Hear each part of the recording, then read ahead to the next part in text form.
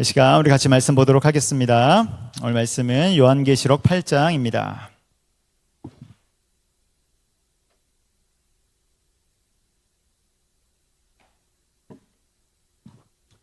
요한계시록 8장 1절에서 6절까지의 말씀 교독하도록 하겠습니다. 8장 1절에서 6절, 제가 1절 있습니다. 일곱째 인을 떼실 때 하늘이 반시간쯤 고요하더니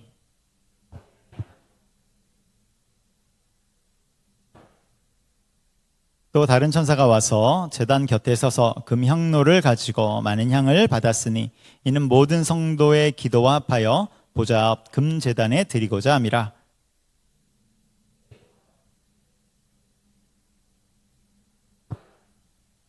천사가 향로를 가지고 제단에 불을 담아다가 땅에 쏟음에 우레와 음성과 번개와 지진이 나더라. 일곱 나팔을 가진 일곱 천사가 나팔 불기를 준비하더라. 아멘. 할렐루야. 오늘도 금요기대에 오신 여러분들 주님의 이름으로 환영하고 축복합니다. 우리 옆사람과 인사 한번 합시다. 잘 오셨습니다. 잘 오셨습니다. 여러분 축복합니다. 기도의 자리에 오신 여러분들 축복합니다. 우리 교회는 지금 항존직 선거 중에 있습니다. 이번 주 주일이 되면 모든 일정이 맞춰지게 되는데요. 은혜롭게 잘 맞춰질 수 있도록 계속 기도해 주시기 바랍니다. 그래서 오늘도 항존직 선거를 위한 기도회로 함께 드려지게 됩니다. 5월에도 교회는 행사가 많이 준비되어 있어요. 그래서 다음 주 목요일이 되면 우리 효도관광도 준비되어 있고, 또 5월 19일 주일에는 구역연합예배도 있습니다. 우리 1지역 담당인데 구역연합예배 5월 19일에 있고요. 또 26일 마지막 주 주일에는 세대 통합 예배로 드립니다. 그래서 또 세대 통합 예배도 있어요. 그리고 주보에 광고한 것처럼 사랑의 동산도 있습니다. 특별히 이번 사랑의 동산은 산성교회가 주관한다고 합니다. 우리 김용자 권사님이 동산지기가 되고 산성교회가 주관한다고 하니까 여러분 많은 기도와 관심 부탁드립니다. 오늘은 요한계시록 8장인데요. 지난주 우리 한 주 요한계시록을 쉬었습니다. 그래서 앞부분을 조금 정리해보면, 여러분 요한계시록에는 총 3가지 심판이 나온다고 했어요. 3가지 심판 또는 3가지 징조라고 해도 돼요. 첫 번째는 우리가 지금까지 살펴본 7개 뭡니까? 인. 그렇죠? 7인의 심판. 우리 PPT 한번 띄워주세요. 7인의 심판입니다. 그리고 두 번째는 이제 오늘 보게 될 7 나팔의 심판이에요. 그리고 세 번째는 7 대접의 심판. 이 3개의 심판 또는 3개의 징조가 탁 나와요. 외우는 방법은 앞글자만 따서 인나대 이렇게 외우면 된다고 그랬어요. 인나대. 우리 끝나고 시험 볼 때 인나대 이렇게 적으시면 됩니다.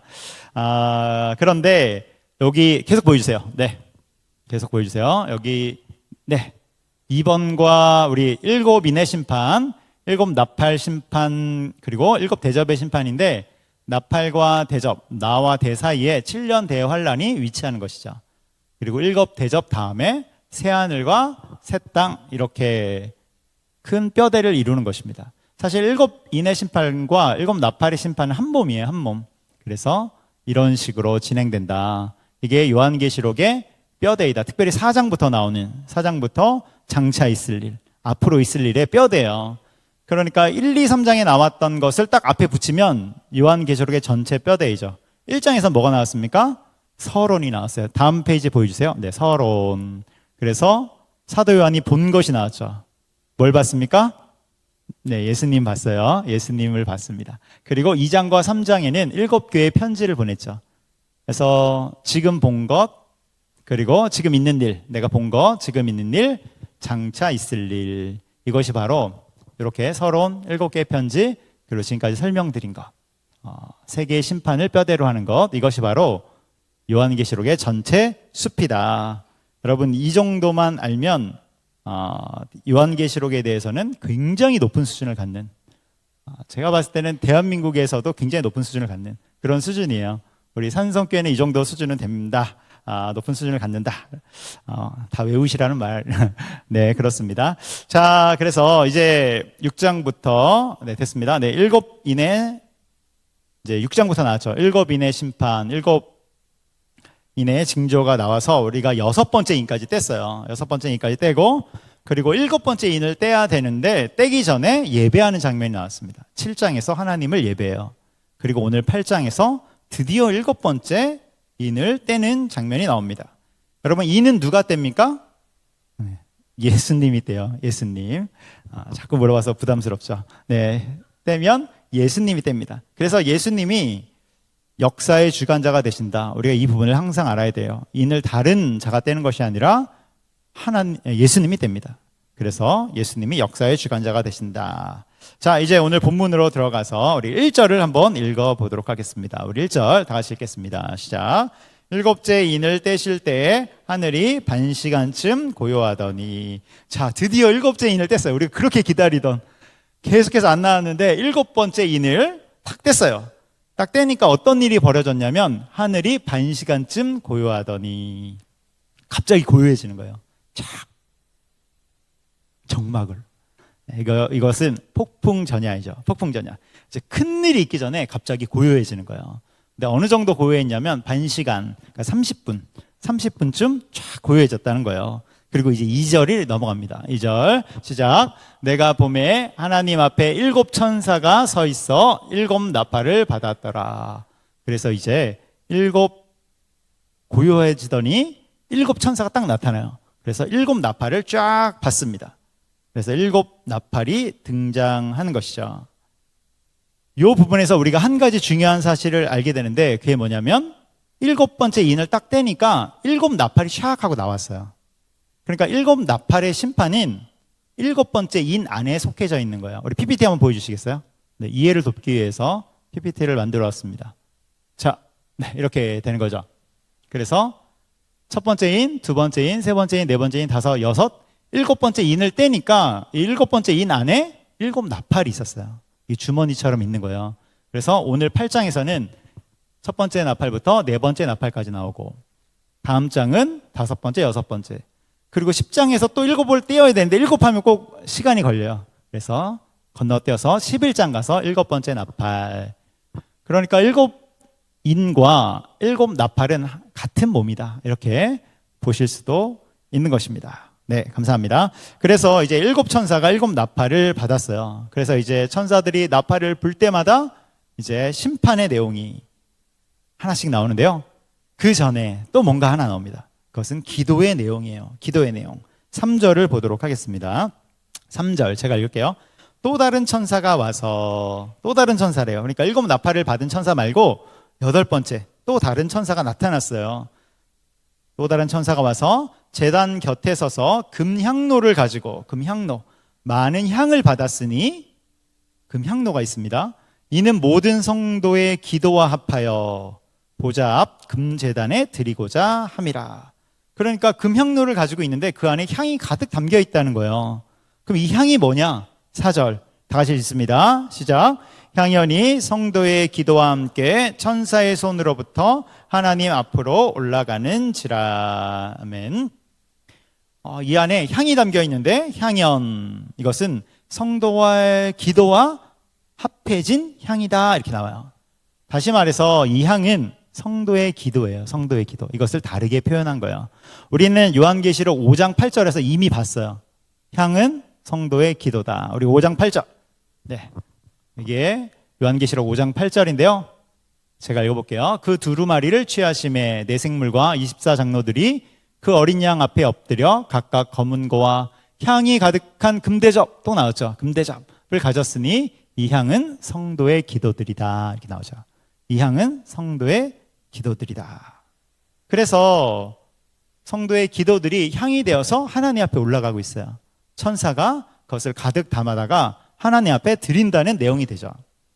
여러분, 여기서 우리는 중요한 사실을 알게 되는 거예요. 그것이 무엇입니까? 성도의 기도는 하나님께 올라간다. 할렐루야. 향이 되어서 하나님께 올라간다는 거예요. 여러분, 이 사실을 우리가 꼭 기억해야 됩니다. 우리가 기도할 때 그냥 아무 허공에나 대고 아무렇게나 그냥 말하는 것이 아니라, 여러분, 육의 눈으로 보면 기도가 아무것도 아닌 것처럼 보이지만 영의 눈으로 보면 무엇입니까? 우리의 기도는 향이 되어 하나님께 올라간다는 사실이에요. 그래서 오늘도 우리는 기도할 때 그 믿음을 가지고 기도하는 것입니다. 아, 주님이 우리의 기도를 받으시는구나. 우리의 모든 기도가 향이 되어 하나님께 지금 올라가고 있구나. 이 믿음을 가지고 기도하는 것입니다. 그러니까 우리의 기도는 능력이 있는 것이죠. 우리의 어떤 기도빨이 세서가 아니라 우리의 기도가 전능하신 하나님께 올라가고 있기 때문에, 그렇기 때문에 능력이 있는 것입니다. 그래서 이 놀라운 일이 계속해서 펼쳐지는데 5절에 보면 이런 일이 펼쳐져요. 5절. 네, 본문 5절입니다. 제가 읽을게요. 천사가 향로를 가지고, 그러니까 기도가 꽉 찬 금향로예요. 제단에 불을 담아다가 땅에 쏟음에, 지금 향로가 꽉 차니까 기도가 찼던 그 대접을 땅에 쏟은 것입니다. 우레와 음성과 번개와 지진이 나더라. 그러니까 하나님의 역사가 시작되면서 심판이 이 땅에 일어나기 시작한다는 것입니다. 그러니까 무엇입니까?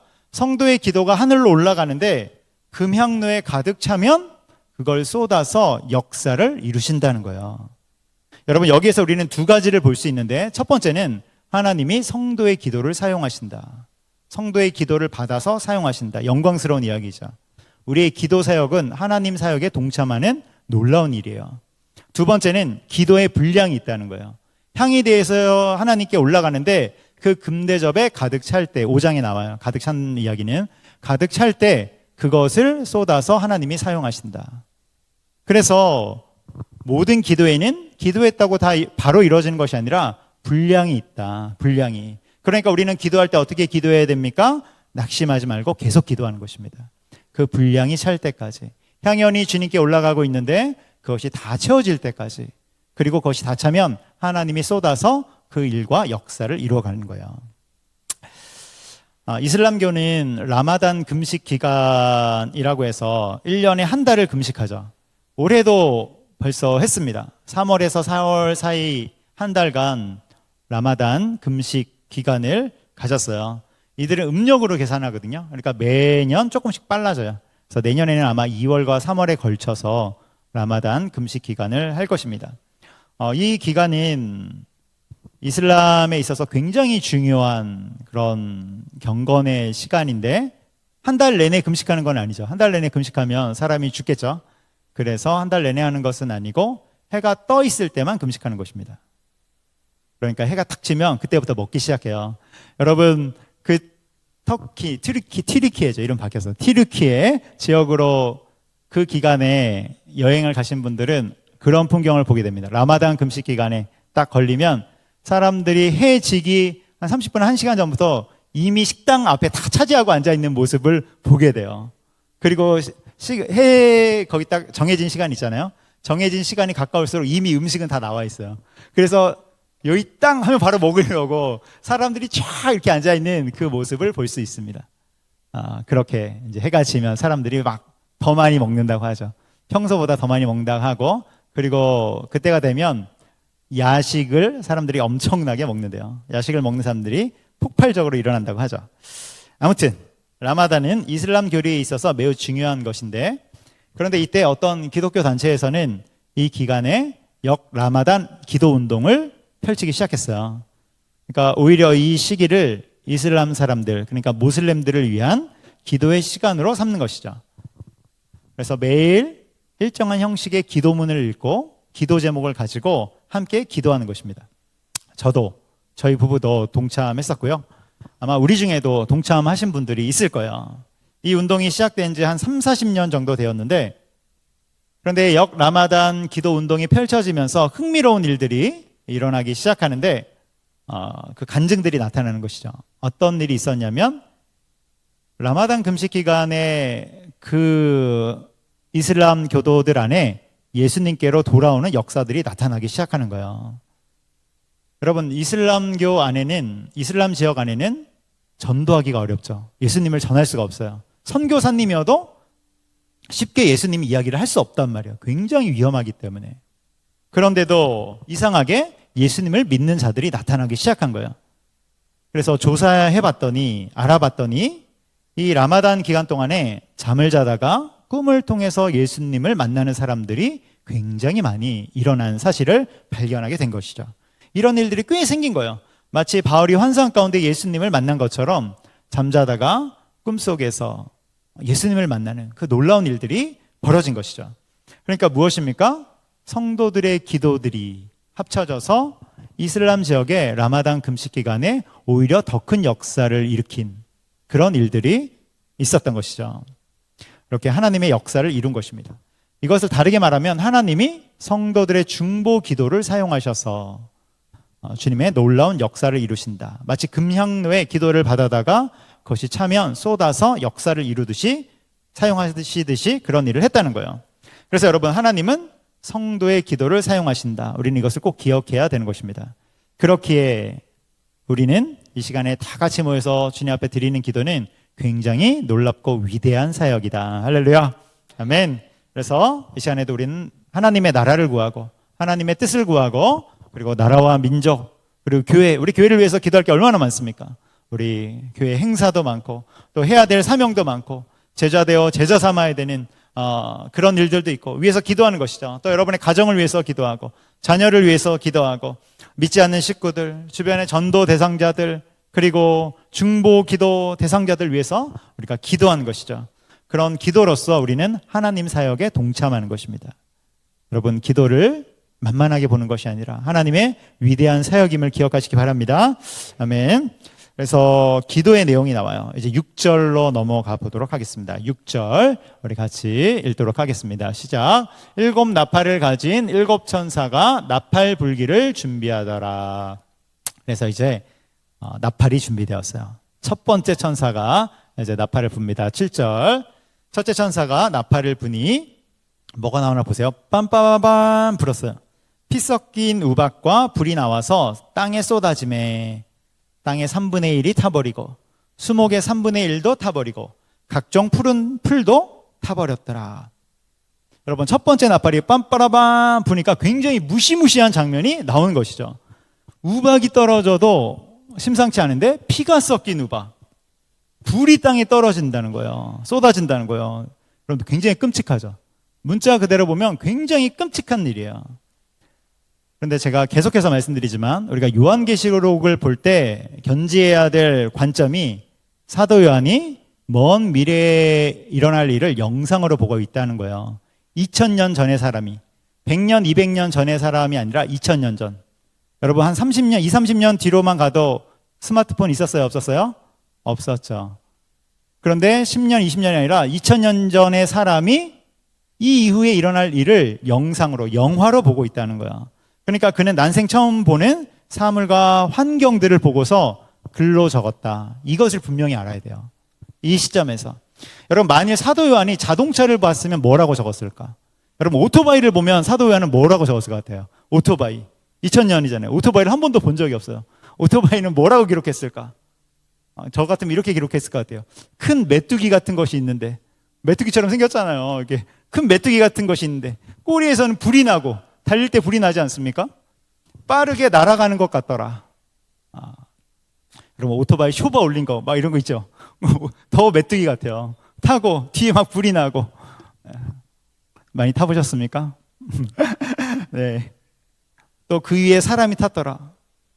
헬멧 썼잖아요. 머리는 잠자리 같더라. 뭐 이렇게 쓸 수 있는 거예요, 여러분. 굉장히 괴기하고 무시무시한 것이죠. 오토바이를 한 번도 보지 못한 사람이 2000년 전의 사람이 글을 쓴다면 이런 식으로밖에 표현이 안 되는 거예요.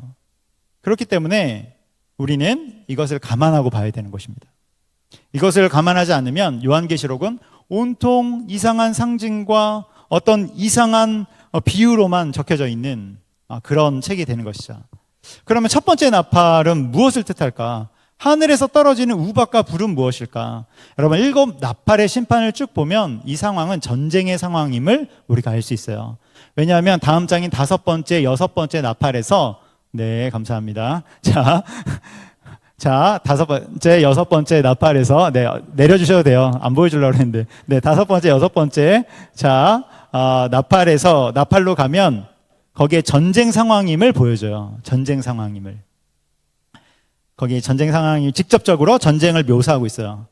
그러니까 6번째 인을 뗄 때 우리가 핵이 폭발하는 장면일 것이다 이렇게 얘기했어요. 또는 소행성이 충돌할 수도 있겠죠. 근데 핵 폭발일 것 같아요.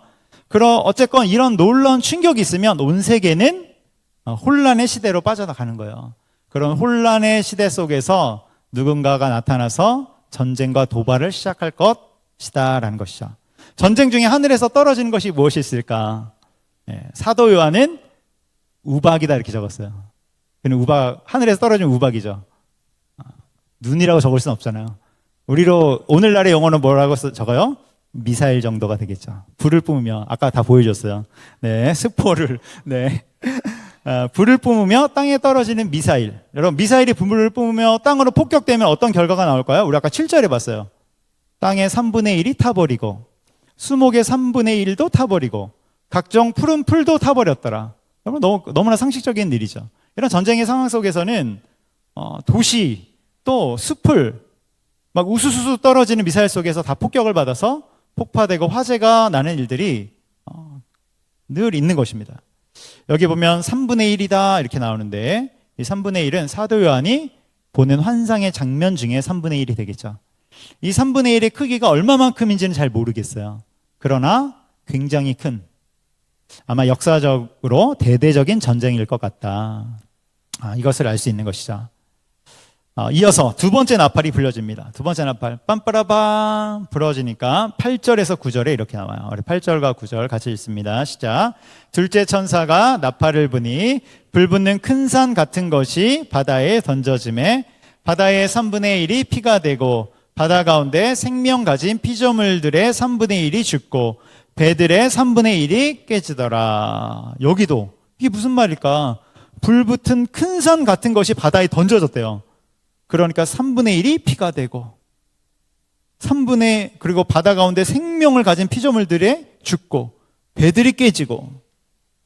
여러분, 여기는 바다의 상황이죠. 바다의 상황. 그러니까 일단 전쟁 중에 해군의 상황일 수 있겠다. 우리는 예측해 볼 수 있는 거예요.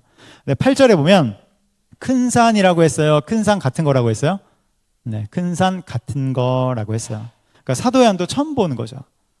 뭔지는 잘 몰라요. 이름도 몰라요. 산이니까 엄청나게 크다는 거예요. 여러분, 바다에 있는 큰 산이 뭘까? 역시 전쟁의 모습 속에서 생각을 해보면 여러분, 바다 위를 떠다니는 항공모함을 생각해 볼 수 있어요. 여러분, 항공모함을 우리가 실제로 본 적은 없지만 뉴스나 TV를 통해서 때때로 접하죠. 근데 항공모함은 바다 위를 떠다니는 작은 도시라고 불려져요. 왜냐하면 그 안에 전투기가 몇 대 정도 들어가냐면 10대, 50대가 아니라 100대가 들어가요. 그리고 그 안에 승무원이 한 5천 명 정도 탑니다. 그러니까 굉장히 큰 그 길이와 높이가 어마어마한 그런 배이죠. 이런 항공모함이 폭격을 받아서 불이 붙었다고 한번 생각해 보세요. 불이 붙었다. 침몰한다고 생각해 보세요. 그러면 큰 산이 불이 붙어서 바닷속으로 들어가는 것 같은 그런 장면이 연상되는 것이죠. 여러분, 영화 타이타닉 보신 분들은 알 거예요. 배가 침몰할 때 정말로 거대한 산이 바닷속으로 들어가는 것 같은 그런 인상을 주지 않습니까? 참고로 니미츠급 항공모함은 길이가 333m래요. 축구장 3개 정도의 길이죠. 그리고 높이가 80m. 그 안에 승무원이 6천 명 이상이 탄답니다. 그러니까 배가 절반으로 탁 뽀개져서 쓰러져서 들어갈 때 그때 어마어마한 그런 일들이 있겠죠. 우리 그림 한번 보여주시겠어요? 네. 자, 그림 한번 보여주세요. 네. 자, 알아서 보여주시고요. 자, 저런 식으로 되겠죠. 네. 알겠습니다. 자, 그래서 항공모함이 폭파되고 깨지니까 주변의 바다 생물들이 같이 죽는 것은 당연합니다. 왜냐하면 폭파되었기 때문에. 엄청난 화재가 있을 것이기 때문에. 그리고 많은 원유나 오염물질이 바다에 흘러나오면서 주변 바다 생물의 3분의 1이 죽을 거예요. 그리고 주변의 배들도 같이 깨져요. 이것도 또한 힌트이죠. 전쟁 중이니까 주변에 배들도 있을 수 있고. 그리고 여러분, 항공모함을 혼자 다닙니까? 아니면 구축함이랑 같이 다녀요? 네, 같이 다니죠. 제가 찾아보니까 오늘날은 구축함, 호위함, 순양함, 게다가 잠수함까지 군단을 이루어서 다닌다 이렇게 나옵니다. 그러니까 우리나라에 항공모함 전단이 들어온다 그러면 북한이 벌벌 떠는 것이죠. 웬만한 한 나라의 군사력보다 좋기 때문에 그런 것이죠. 이런 주변의 배들이 같이 깨지는 게 아닐까. 그러니까 전쟁도 그냥 전쟁이 아니라 엄청나게 큰 전쟁이다. 이것을 우리가 알 수 있어요. 이어서 10절과 11절도 볼게요. 10절과 11절. 우리 세 번째 나팔이 빰빠라밤 불어졌어요. 10절과 11절 같이 있습니다. 시작. 셋째 천사가 나팔을 부니 횃불같이 타는 큰 별이 하늘에서 떨어져 강들의 3분의 1과 여러 물새 떨어지니 이 별 이름은 쓴쑥이라. 물의 3분의 1이 쓴쑥이 되매 그 물이 쓴 물이 되므로 많은 사람이 죽더라. 아멘. 여러분, 세 번째 나팔이 탁 울려 퍼지니까 하늘에서 횃불같이 타는 큰 별이 떨어져요. 그냥 읽으면 굉장히 회개망측하죠. 그러나 전쟁의 상황을 염두에 두고 읽으면 또 잘 풀릴 수 있어요. 여러분, 하늘에서 뭔가 떨어졌어요. 그러면 일단 이것도 뭔가 미사일과 같은 것이다 생각해 볼 수 있는 것이죠. 2000년 전에 살았던 사도 요한은 미사일을 한 번도 본 적이 없기 때문에 여러 개가 떨어지면 우박이다, 하나가 떨어지면 큰 별이다, 이런 식으로 적었다고 생각이 되는 것이죠. 그런데 이 미사일은 강과 물을 오염시키는 거예요. 그래서 쓴 쑥이다. 진짜 쑥이 아니라 물에 쑥을 넣었는데 그게 오염됐다는 게 아니라 쑥처럼 쓰다는 것이죠. 여러분, 전쟁이 나면 가장 먼저 공격을 받는 것 중에 하나가 상수도 식수이죠. 그래서 우리 어렸을 때 그런 얘기를 많이 들었어요. 북한이랑 전쟁이 나면 북한에서 가장 먼저 그 상수도 수원에 와서 식수를 공급하는 근원지에 와서 독국물을 탄다, 이런 얘기들 많이 들어본 적이 있습니다. 그런 것이죠. 그래서 강과 물샘을 오염시키는 미사일, 생화학 미사일이 되겠죠. 이런 것이 떨어져서 오염시킨 것이 아닐까. 여러분, 생화학 미사일은 현재는 국제법상 금지되어 있는 공격이죠. 왜냐하면 너무나도 고통스럽기 때문에 그래요. 고통스럽게 사람이 죽기 때문에. 그런데 인간이 어떤 존재입니까? 극한으로 가면 생화학 무기도 쓸까요, 안 쓸까요? 네, 저는 100% 쓴다고 봅니다. 극한으로 가면, 위기에 몰리면. 지금도 몰래 써요, 여러분. 5년 전에 시리아 내전이 일어났을 때 시리아 정부군이 반군을 향해서 생화학 무기를 썼습니다. 그래서 200명 정도의 사람이 죽는 굉장히 지탄을 받는 그런 일들이 있었어요. 그런데 10년 전에도 있었어요. 10년 전에도 시리아 정부군이 반군을 향해, 그때는 1,500명이 죽었거든요. 효과가 확실하기 때문에 이것을 사용하는 거예요. 그런데 국제법으로 금지하고 있기 때문에 대놓고는 못해요. 한 다음에 우리 안 했어요, 안 했어요. 근데 암암리에 하고 있는 것이죠. 그러니까 정리하면, 첫 번째 나팔은 하늘에서 폭격을 한 것이다. 두 번째 나팔은 바다에서 전쟁이 있겠구나. 세 번째는 생화학전이 되겠구나. 이렇게 생각해 볼 수 있죠. 그리고 이제 네 번째 나팔이 울려 퍼집니다. 네 번째 나팔. 뻔빠라밤 12절. 12절 같이 읽습니다. 시작. 넷째 천사가 나팔을 부니 해 3분의 1과 달 3분의 1과 별들의 3분의 1이 타격을 받아 그 3분의 1이 어두워지니 낮 3분의 1은 비추임이 없고 밤도 그러하더라. 여러분, 이것은 우리 6장에서 했어요. 6장에서 탁 터지니까 해가 어두워지고 달이 피처럼 변하고 별들도 우수수 떨어지고, 우리 이미 6장에서 했습니다. 핵이 터지는 모습. 그러니까 이런 여러 전쟁의 상황 속에서 또 핵이 터지면서 극으로 치닫는 모습이 나오는 것이죠. 여러분, 핵은 터지는 순간 그 파괴력도 굉장하지만 그 이후에 나오는 방사선도 방사능도 그 피해도 어마어마한 것이죠. 그래서 이런 전쟁들이, 극한으로 가는 전쟁들이, 어마어마한 전쟁이 나올 거예요.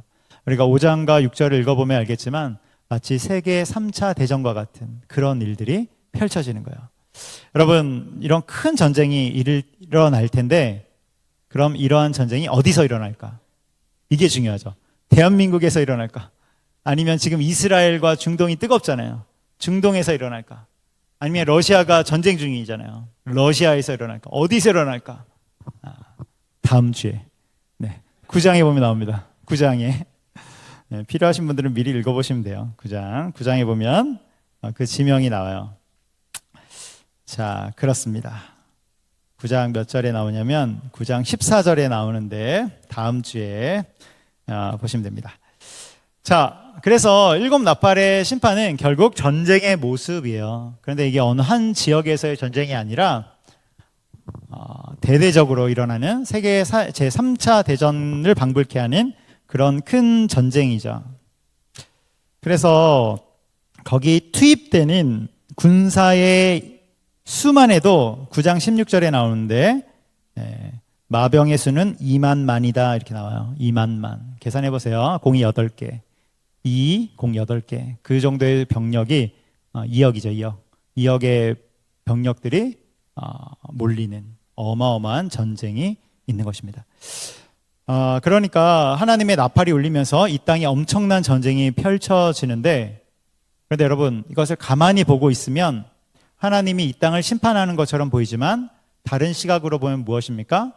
인간이 전쟁을 일으키는 것이죠. 그 욕심과 이기심에 이끌려서 서로 싸우고 죽이는 죄된 모습을 보여주는 거예요. 그러니까 인간이, 나라들이 자신들의 이익과 욕심에 이끌려 다 같이 망하는 그 모습을 보여주는 것이죠. 여러분, 4번째 나팔까지만 해도 엄청난 재난이에요. 핵이 또 터지는 것 같아요. 그런데 아직도 나팔이 더 남아있어요. 5번째와 6번째 나팔은 더욱 엄청난 재난이죠. 그래서 13절에 이렇게 나옵니다. 우리 13절 같이 읽도록 하겠습니다. 13절 시작. 내가 또 보고 들으니 공중에 날아가는 독수리가 큰 소리로 이르되 땅에 사는 자들에게 화가 있으리니 이는 새 천사들이 불어야 할 나팔 소리가 남아 있음이로다 하더라. 아멘. 여기 보면 화, 3번의 화, 3화가 아직도 남아 있다는 거예요. 그런데 이 화는 앞서 본 화보다, 재난보다 비교도 안 될 정도로 더 큰 화이기 때문에 경고하고 있는 것이죠. 화. 공중에 나는 독수리가 나타나서 3화를 경고하는 거예요. 이 화는 5번째, 6번째, 7번째 나팔이 되는 것이죠. 여기까지가 오늘의 본문입니다. 자, 적용점을 드리면, 여러분, 종말로 갈수록 고난의 강도는 점점 더 세져요. 더 세집니다. 그 힌트가 숫자에 나와요. 오늘 본문에 나온 첫 번째 나팔부터 4번째 나팔까지 숫자가 나오는데 그 수는 3분의 1이에요. 3분의 1. 어느 지역의 3분의 1만큼의 고난의 강도인 것이죠. 그런데 우리는 이미 이 숫자를 6장에서 봤어요. 6장에서는 4분의 1이라고 나왔거든요. 6장 8절에 나와요. 4분의 1. 그런데 인에서는 4분의 1, 근데 나팔을 불 때는 3분의 1. 이런 숫자가 종말로 갈수록 점점 더 세지죠. 이것은 고난의 강도가 세짐을 보여주고 있는 것입니다. 그런데 여러분, 요즘 신학은 어떠냐면, 요즘 신학은 점점 더 종말로 갈수록 고난은 없을 거야 이렇게 이야기해요. 고난은 없어. 그런 건 다 상징이야. 우리가 이렇게 살다가 예수님 오실 거야 이렇게 이야기합니다. 그런데 성경은, 요한계시록은 우리 가운데 고난을 말씀하고 있어요. 우리가 지금 요즘 새벽에 예레미야서를 보고 있는데 예레미야서도 마찬가지이죠. 예레미야 선지자는 계속해서 연일 하나님의 심판을 선언해요. 하나님이 심판하실 거야. 심판하실 거야. 너희들 깨어 있어라. 돌아와라. 그런데 이스라엘의 거짓 선지자들은 뭐라고 말합니까? 특별히 관직에 올라와 있고 지도자에 있는 자들은 뭐라고 말해요? 그런 거 없어. 평안하다. 평안하다. 계속 외치는 것이죠. 오히려 심판이 임할 거야 라고 말하는 예레미야를 잡아 가둡니다. 구덩이를 파서 그를 잡을 준비를 하고, 또 20장에 보면 목에 채우는 칼, 우리 조선시대 보면 목에 가둬가지고 칼을 채우잖아요. 그런 것처럼 그 칼로 채워서 예레미야를 가두는, 결박하는 그 장면이 나오는 것이죠. 그러면서 이스라엘의 지도자들은 평안하다, 평안하다 계속 이야기합니다. 그러다가 바벨론에게 패망하는 것이죠. 그러면서 엄청난 고난 속으로 들어가는 것입니다. 여러분, 우리도 마찬가지예요. 요한계시록에 나오는 종말에 관한 고난들, 마지막으로 갈수록 고난은 없어, 평안해, 평안해 라고 말하는 것은 굉장히 위험한 것입니다. 그것은 우리의 신앙이 깨어있지 못하게 만드는 미혹과 같은 거예요. 저도 심정적으로 마지막 날로 갈수록 고난이 없었으면 좋겠어요. 편안하게 살다가 주님 만났으면 좋겠습니다. 그러나 성경에 나와 있기 때문에 없다고 우리가 부인할 수가 없는 거예요. 그렇기 때문에 지혜로운 자는 깨어, 큰 고난이 다가올수록 주님 만날 날이 다가왔구나라는 것을 깨어 우리가 기억해야 하는 것입니다. 우리가 요한계시록을 공부하는 이유가 있어요. 요한계시록 말씀을 같이 나누는 이유가 있는데, 첫 번째는 성경을 정확하게 알기 위함입니다. 그리고 두 번째는 종말을 두려워하자고 공부하는 것이 아니라 시대를 분별하여 하나님 앞에 정결한 신부로 서도록 우리가 이 말씀을 나누는 것입니다. 여러분, 이 시대는, 이 세상은 분명히 끝이 있고 마지막 날이 되면 어린 양의 혼인잔치가 열리게 돼요. 그런데 그 잔치에 들어가는 사람과 들어가지 못하는 사람이 나뉘어지는 것이죠. 잔치에 들어가는 사람들은요, 정결한 신부로서 예복을 입은 자들입니다. 예복을 입은 자들. 그 예복은 무엇입니까? 우리 주 예수 그리스도의 보혈이고, 요한계시록 19장 8절에 의하면 성도들의 옳은 행실이 되는 것이죠. 그래서 예수 그리스도로 옷 입은 사람들은 성도들의 옳은 행실을 위해서 애쓰는데, 성도들의 옳은 행실은 무엇입니까?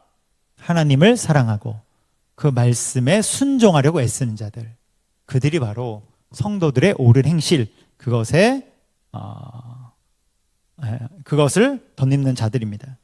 여러분, 마지막 날로 갈수록 하나님을 사랑하는 자, 그 말씀을 따르는 자들, 순종하는 자들은 그 숫자가 더 많아질까요? 희미해질까요? 네, 희미해져요. 주님을 사랑하고 따르는 자들은 점점 줄어듭니다. 진실한 신앙인은 점점 사라지는 거예요. 이런 시대 속에서 깨어 종말의 신앙을 갖고, 그리고 정결한 예복을 입은 주님의 신부 되기를 주님의 이름으로 축복합니다.